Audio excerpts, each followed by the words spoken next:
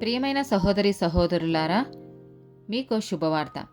2025 సంవత్సరంలో మొత్తం 365 అంశాలను మీతో పంచుకోబోతున్నాము. జనవరి 1వ తేదీ నుండి ప్రతిరోజు ఒక అంశము మరియు దానికి సంబంధించిన వాక్యమును పంచుకుంటాము. దయచేసి ఆ వాక్యములను వినండి, ధ్యానించండి మరియు ఆశీర్వదించబడండి. దయచేసి సబ్స్క్రైబ్ చేయండి మరియు మీ స్నేహితులతో పంచుకోండి. ధన్యవాదాలు.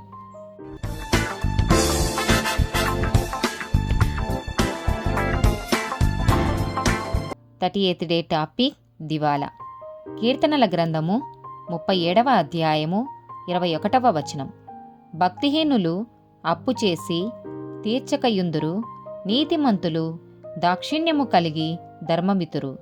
సామెతల గ్రంథము 11వ అధ్యాయము 15వ వచనం. ఎదుటివాని కొరకు పూటబడినవాడు చెడిపోవును, పూటబడ నొప్పనివాడు నిర్భయముగా నుండును. సామెతల గ్రంథము 22వ అధ్యాయము 7వ వచనం. ఐశ్వర్యవంతుడు బీదల మీద ప్రభుత్వం చేయును, అప్పు చేయువాడు అప్పిచ్చిన వానికి దాసుడు. ఆమేన్.